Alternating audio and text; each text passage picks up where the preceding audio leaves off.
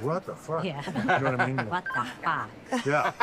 Alright, I don't even know how to start this, but we're going to be talking about the WWE releases of April 2026. So, if you have not seen already and you're a little bit behind, WWE have released, I think, 22 wrestlers as of the 24th, right before SmackDown. The list is insane if you have not seen. There are some crazy names on this list, like Kairi Sane, Aleister Black, Zelina Vega, the entire Wyatt Six faction, Andre Chase, Zoe Stark, Alba Fire, a bunch of Evolve people, but then one that really stuck out was MCMG because those guys. Actually, no, I can't even say that. Kyrie, Aleister Zelina, MCMG, and all of the Wyatts were all involved in storylines within the past month, and mainly also this prior week. Kyrie had a match on Raw. Last week, the Wyatts fought the MFTs in an 8-man tag or 10-man tag. It's makes no sense. Don't know why they're doing this to very, very, very prominent people in their storylines. They're shooting themselves in the foot here, making themselves look really dumb for getting rid of main characters in their most important storylines.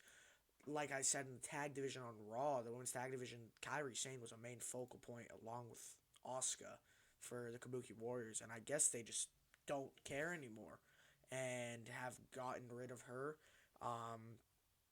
The Wyatt Six faction was apparently wanted to be gone, as in TKO wanted them out of the story for a good amount of time now. Um, there's just so much to this where we don't know why these cuts happen other than obviously budgeting, but that makes no sense as they have stated multiple times since 42, WrestleMania 42 that is, that it was the most successful WrestleMania in the past 20 years or whatever their dumb amount of money was. Aleister Black, though, was just brought back to the company a year ago today, so he didn't even get a full year in the company. He got 364 days. Zelina Vega, a year ago, was U.S. champion. The Wyatts were just tag team champions. The Wyatts have been only in the company for a year and 10 months. They debuted on June 17th of 2024, and it's about to be May of 2026, and they're gone. The faction that was there to honor Bray Wyatt is gone. They got rid of his creation because they didn't know what to do with it anymore. They didn't know how to produce what needed to be produced for that faction to make it believable, to make it what it needed to be. Now, let's just say that Bray was still here. Maybe they would still be in the company. I don't think they cared enough about the faction in the first place. And, I mean, that faction was workers. Nikki Cross is a former women's champion. Even though it wasn't her best character, it was Nikki ASH. She's still a former women's champion. She's still a Money in the Bank winner. Joe Gacy and Dexter Lumis were tag team champions, as I previously mentioned, and they held those titles for quite a bit. They retained them in ladder matches, in regular one-on-ones, in a lot of circumstances, to which makes you really think about their decisions. We go back to last year's SummerSlam, the ladder match that I mentioned with the Wyatts. 50% of the competitors in the match are now not in the company. Tommaso Ciampa's in AEW. The Motor City Machine Guns just got released. The Wyatts, being Gacy and Lumis, released. Andrade left. It is a crazy fact that they have killed the SmackDown Tag Division in a year with how much they have taken away and taken away and taken away by not utilizing their talent or using them in the wrong direction, in the wrong storylines. Johnny Gargano is planking backstage and in matches instead of actually putting on clinics that he used to be able to do. Still doesn't make sense. Candice LeRae, they act like they're going to give her a push, and then they just get her squashed on a SmackDown, or half the time a main event. the Motor City Machine Guns' last appearance in a match was at WWE World, and they beat Fraxium, which Fraxium better be careful because they're not going to like them anymore.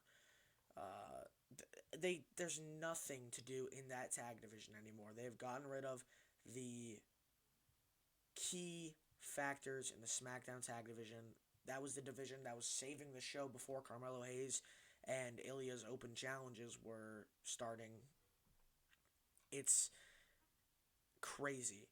It's insane the amount of misutilization that has happened in the past year.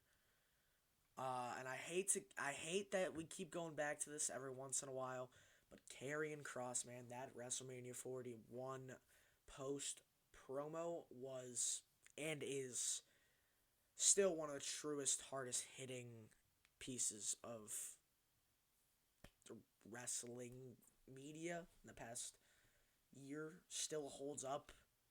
It's getting to a point. And the thing is, Apollo Crews was in the company for a while.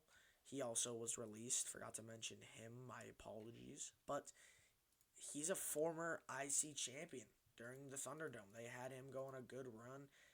Apollo has potential, but they don't utilize the smaller guys because they're not made for the WWE's image. In their head, they need the big guys. They need the muscles. It doesn't matter if you're short and have muscles because you have to be tall. That's how it works. It's dumb. We have a guy in AEW like Darby Allin, who is the world champion. He's a normal guy. He beat MJF, who beat one of the greatest wrestlers of all time, Kenny Omega, the Sunday before that match happened. He beat a former two-time world champion in AEW, Hangman Adam Page, to the point where Hangman's no longer able to fight for the title. There's so much to where they know how to build up stars and create stars like Kevin Knight, who is now the TNT champion. But the WWE loves to just go back into their useless pool of randoms and give them squash matches instead of giving them genuine matches that'll propel them forward, gaining them traction, notability, and just so much attention that they need to utilize, but they won't because they see vets that none of us care about anymore as prominent stars in all of their programming. And it's getting to a point where we're losing half of the people that we actually care about. We lost an entire faction. But this probably made no sense. Just a little bit of a video because I never post on this channel. But yeah, that's about it. But I will see you in the next one. Subscribe to Break the Ring Podcast. All right, bye. How'd you pull this off? Time to play the game.